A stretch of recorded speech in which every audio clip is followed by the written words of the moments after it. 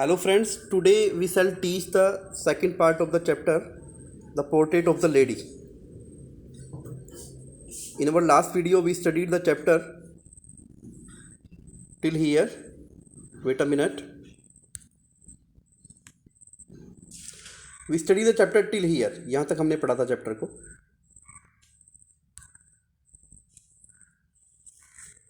When I went up to university, यानी जो writer था वो पहले जब बचपन में छोटा था तो उसकी दादी माँ उसको स्कूल तक छोड़ने जाया करती थी. फिर क्या हुआ कि उसको उसके मदर फादर ने इसको बड़े स्कूल में भेजना शुरू कर दिया, जहाँ पे वो दादी माँ के साथ नहीं जाता था बल्कि एक बस स्कूल बस थी उसमें बैठ के जाया करता था. तो उसके जो अपनी दादी माँ के साथ पैदल चल के स्कूल जाया करता था वो वाली मौज मस्ती ख़त्म हो चुकी थी. लेकिन अब राइटर कहता है कि when I went up to university, अब जब मैं यूनिवर्सिटी चला गया था, अब वो स्कूल लाइफ से भी अलग आ गया था, अब वो यूनिवर्सिटी में चला गया था. I was given A room of my oven. तो राइटर कहता है कि मुझे अब एक मेरा कमरा दे दिया गया था. The common link of friendship was snapped. The common link of friendship was snapped. जो दोस्ती यारी थी दूसरों से, मेरी दादी माँ से, वो अब अलग हो चुकी थी. My grand mother accepted her seclusion with resignation. She rarely left her spinning wheel to talk to anyone. From sunrise to sunset, she sat by her wheel spinning and reciting prayers. और जो मेरी दादी माँ थी उसने भी जो जीवन के मोह माया थी उससे अब मुक्ति दे दिया था. उसने अपने आप को संन्यास दे दिया था उन कामों से, और अब वो मुश्किल से ही लेफ्ट हर स्पिनिंग व्हील्स बोलते हैं चरखे को, चरखा घुमा करके जहाँ पे सूत काटते हैं, ठीक है ना. तो अब मुश्किल से ही अपने स्पिनिंग व्हील को छोड़ पाती थी. टॉक टू एनीवन, दूसरों से बातें कर पाती थी. फ्रॉम सनराइज टू सनसेट, सूरज निकलने से लेकर के सूरज छिपने तक. She sat by her wheel spinning, वो हर समय चरखे के पास बैठी रहा करती. एंड रिसाइटिंग प्रेयर्स, और अपनी प्रार्थनाएं, भगवान की भक्ति करती रहती. Only in the afternoon she relaxed for a while to feed the sparrows. और दोपहर के समय में वो कभी कभार थोड़े समय के लिए फ्री हो जाया करती थी. क्या करने के लिए? स्पैरोज होती है, ब्राउन कलर की एक चिड़िया होती है जो घर के आसपास रहती है, तो उसको दाना डाला करती थी दोपहर के समय में. While she sat in the veranda breaking the bread into little bits. और जब वो बरांडा में बैठे रहती थी तो वो जो पुरानी बासी रोटी होती थी उसके छोटे छोटे टुकड़े तोड़ा करती थी. Hundreds of little birds collected round her creating a veritable bedlam of chirpings. और बहुत सारे सैकड़ों पक्षी छोटे छोटे, जब वो रोटी के छोटे छोटे टुकड़े तोड़ करके बिखेरा करती थी तो बहुत सारे पक्षी उसके चारों तरफ सराउंड हो जाया करते थे और चिरिपलिंग की आवाज़ किया करते थे, चहचाने की आवाज़ किया करते थे. Some came and perched on her legs. कोई आता उसकी टांगों पे चढ़ जाया करता. अदर्स ऑन हर शोल्डर्स, कोई दूसरा आता उसके कंधों पे बैठ जाया करता. Some even sat on her head, और कोई कोई पक्षी तो उसके सिर पे आके बैठ जाया करता था. सी स्माइल्ड, वो मुस्कुराया करती थी. But never shooed them away, लेकिन कभी उनको दूर नहीं भगाती थी. It used to be the happiest half hour of the day of her for her. और ऐसा प्रतीत होता था कि ये जो आधा घंटा था पूरे दिन का, ये उसके लिए बहुत सबसे अच्छा, सबसे खुश घंटा था. When I decided to go abroad for further studies, और जब मैंने अपने आगे के अध्ययन के लिए विदेश में जाने का निश्चय किया, I was sure my grand mother would be upset. तो मुझे पक्का विश्वास था कि जो मेरी दादी माँ थी वो बिल्कुल परेशान हो जाएगी मेरी वजह से. I would be away for 5 years, क्योंकि मुझे वहाँ पे 5 साल तक रहना था विदेश में. And at her age one could never tell, but my grandmother could. और ऐसी उम्र में हर कोई नहीं बता पाता, लेकिन मेरी दादी माँ मुझे बता सकती थी. She was not even sentimental, ना कि वो कोई ऐसी थी कि सेंटिमेंटल थी. She came to leave me at the railway station, वो मुझे छोड़ने के लिए रेलवे स्टेशन तक आई. But did not talk or show any emotion, लेकिन उसने मुझे कोई अपनी भावनाएं नहीं दिखाई कि उसको मेरे जाने का दुख है, ना मेरे सामने रोना जाहिर किया. हर लिप्स मूव्ड इन प्रेयर, उसके होठों से सिर्फ प्रार्थनाएं निकल रही थी, ईश्वर भक्ति निकल रही थी। Her mind was lost in prayer, उसका पूरा दिमाग ईश्वर भक्ति में लीन था। Her fingers were busy telling the beads of her rosary, उसकी जो उंगलियां थी वो जो अपनी माला है, बीट्स ऑफ हर रोजरी का मतलब है अपनी माला को जपने में बिजी थी।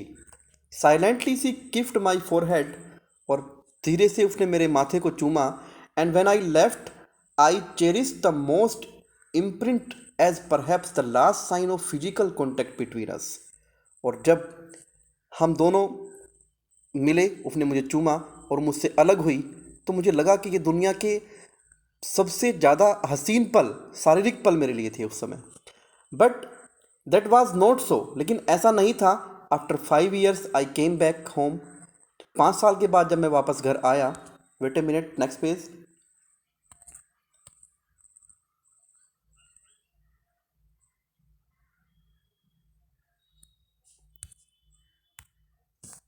जब 5 साल के बाद मैं फौरन से बाहर वापस आया and was met by her at the station, और स्टेशन पे उससे मिला। She did not look a day older, तो वो मुझे बिल्कुल भी बूढ़ी नज़र नहीं आई, बिल्कुल ठीक वैसी थी जैसे 5 साल पहले छोड़ के गया था। She still had no time for words, and while she clasped me in her arms I could hear her reciting her prayers. उसके बाद उसके लिए मेरे पास कहने के लिए कुछ शब्द नहीं थे अपनी दादी माँ के लिए, और जब मुझे स्टेशन पे मिली, उसने मुझे अपने गले से लगाया, तब भी उसके मुंह से प्रार्थनाएं निकल रही थी। Even on the first day whom she fed longer and with frivolous rebukes, और arrival her happiest moments were with her sparrows whom she fed longer and with frivolous rebukes. और जब मैं पहले दिन वहाँ पे पहुँचा, उस दिन वो बड़ी खुश थी, उसके लिए बहुत खुशी के पल थे। उसने फिर स्पैरोज़ को दाना खिलाया और जो उसके आसपास के जो जानवर थे उनको खाना खिलाया। इन the evening A change came over हर, शाम के समय उसके अंदर थोड़ा उसकी तबीयत में थोड़ा बदलाव आया। शी डिड नॉट प्रे, उसने उस दिन प्रार्थना नहीं की, पूजा नहीं की। She collected the women of the neighbourhood, उसने पड़ोस की महिलाओं को इकट्ठा किया। गोट एन ओल्ड ड्रम, और एक पुराना ड्रम उठाया, एंड स्टार्टेड टू सिंग, और गीत गाने शुरू कर दिए। For several hours she thumped the sagging skins of the dilapidated drums and saying of the home coming of warriors, और कई घंटों तक ऐसे गीत गाते रही कि जैसे कि बाहर से कोई योद्धा युद्ध जीत करके घर पे वापस आया हो। We had to persuade her to stop to avoid overstraining, that was the first time since I had known her that she did not pray. और एक ऐसा पहला दिन था जब मुझे लगा कि आज उसने कोई प्रार्थना नहीं की थी, बल्कि उसने बैठ कर के गीत गाए थे। The next morning she was taken ill, अगले ही सुबह वो बीमार पड़ गई।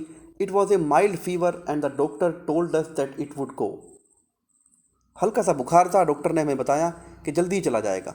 But my grand mother thought, लेकिन मेरी दादी माँ ने सोचा differently. C told us that her and was near, मेरी दादी माँ ने मुझे बताया कि अब उसका अंतिम समय आ गया है, अब वो जाने वाली है। शी सेड दैट, उसने कहा, since only a few hours before the close of the last chapter of her life she had omitted to pray, she was not going to waste any more time talking to us. और उसने हमें कहा कि चूँकि वो जानती है कि उसके जाने के कुछ ही घंटे बचे हैं और उसके जीवन का आखिरी अध्याय बंद होने वाला है, इसलिए वो चाहती है कि वो भगवान का नाम ले, ईश्वर का नाम जपे, और वो अपने इस समय को हमारे साथ बातें करने में बिताना नहीं चाहती थी। We protested but she ignored our protest, हमने उसको मदद करने की कोशिश की, लेकिन उसने हमारी प्रोटेस्ट को इग्नोर कर दिया। शी ले peacefully in bed praying and telling her breeds, वो बिल्कुल बेड पर लेटी रही, अपनी माला जपती रही। Even before we could suspect her lips stopped moving and the rosary fell from her lifeless fingers, और इससे पहले कि हम कुछ समझ पाते, वो जो माला थी, रोजरी, वो उसके हाथों से छूट पड़ी और नीचे गिर पड़ी, उसकी अंगुलियां रुक गई। A peaceful pallor spread on her face and we knew that she was dead, और एक शांतिपूर्ण पीलापन उसके पूरे शरीर के ऊपर छा गया, और अब हम समझ चुके थे कि वो मर चुकी थी। We lifted her off the bed and is as a customary, और हमने एक रिवाज के मुताबिक उसको बेड से नीचे उतारा। Laid her on the ground and covered her with a red shroud. हमने क्या किया, उसको ज़मीन पे लेटा दिया और उसको एक लाल रंग के, ठीक है ना, लाल रंग के पल्लू के ऊपर से उसको ढक दिया। After a few hours of mourning we left her alone to make arrangements for her funeral. और कुछ घंटों के शोक के बाद हम उसको शमशान घाट में ले गए अंतिम संस्कार करने के लिए। In the evening we went to her room with a crude stretcher to take her to be cremated. और शाम के समय हम उसको एक स्ट्रेचर, उसके रूम में एक स्ट्रेचर देखने के लिए गए। The sun was setting and had lit her room and veranda with a blaze of golden light. तो हमने देखा कि जो रूम था जहाँ पे मेरी दादी माँ रहा करती थी और जो उसके सामने वरांदा था, तो शाम का समय था लेकिन उसके बाद भी वहाँ पे प्रकाश जल रहा था, एक प्रकाश की ज्योति थी। We stopped half way in the courtyard. हम थोड़ा सा रुके आंगन में। All over the veranda and in her room right up to where she lay dead and stiff wrapped in the red shroud. Thousands of sparrows scattered on the floor. There was no chirping. अब जब उसको वरांडा से उठा के ले जाया गया, उसके शमशान घाट ले जाने की तैयारी की गई, तो क्या था कि जो स्पैरोज़ थी जिनको वो दाना डाला करती थी, वो सारी की सारी उड़ने लगी, उड़ करके इसके चारों तरफ इकट्ठे हो गई। और लेकिन उस दिन वो चहचाई नहीं, बिल्कुल नहीं चहचाई। We felt sorry for the birds and my mother fetched some bread for them.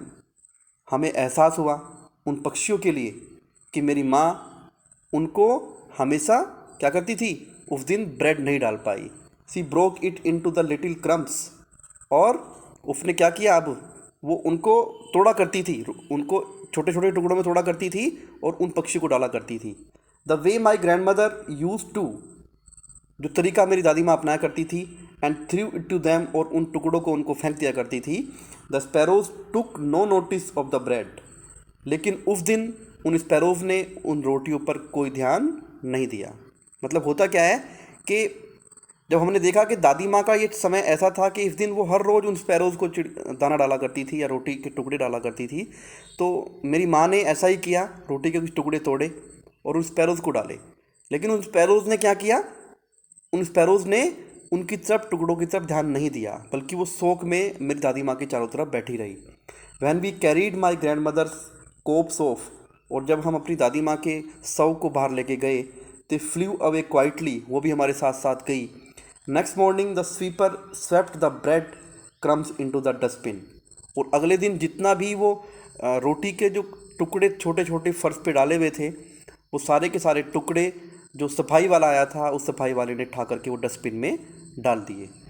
मतलब यहाँ पे राइटर हमें समझाना चाह रहा है कि हम पक्षियों से, पशु पक्षियों से प्यार करते हैं। वो दादी माँ उनको दाना डालती थी, मछलियों को दाना डालती थी, ठीक है ना, कुत्तों को रोटी डाला करती थी। तो जिस दिन वो मरी, उस दिन उन्होंने भी शोक मनाया, उस दिन उन्होंने कोई रोटी नहीं खाई उसके शोक में। तो ऐसा नहीं है कि अगर हम इंसान हैं और हम जानवरों से, पशु पक्षियों से प्यार करते हैं, तो वो भी कहीं ना कहीं हमारे दुख को महसूस करते हैं। और जब हम दुनिया छोड़ के जाते हैं तो उन्हें महसूस होता है कि इंसान हमारे लिए कितना महत्वपूर्ण था, कितना इम्पोर्टेंट था, ठीक है ना। तो ये जो स्टोरी है ये हमें बहुत सारी चीज़ें बताती है। देखिए, हर स्टूडेंट होता है, हर बच्चा होता है, चाहे वो कितना ही बड़ा हो जाए, उसकी सबकी दादी होती है, सबके माँ बाप होते हैं, उनका बचपन कैसे बीता है। तो यहाँ पे राइटर ने अपने बचपन को, अपनी दादी माँ को इस चैप्टर में दिखाने की कोशिश की है कि ये जो दादी माँ होती है या दादाजी होते हैं हमारे, कितना प्यार हमसे करते हैं और हम how we can follow them, हम उनको किस तरह से फॉलो कर सकते हैं, ठीक है ना। तो I hope this chapter you will read at least 2 times, and if you have any question regarding this chapter you can ask me to the comment box. I will try my best to send the answer of that question. Okay, फिर मिलते हैं next chapter में नई video के साथ. Okay, have a good day, good bye.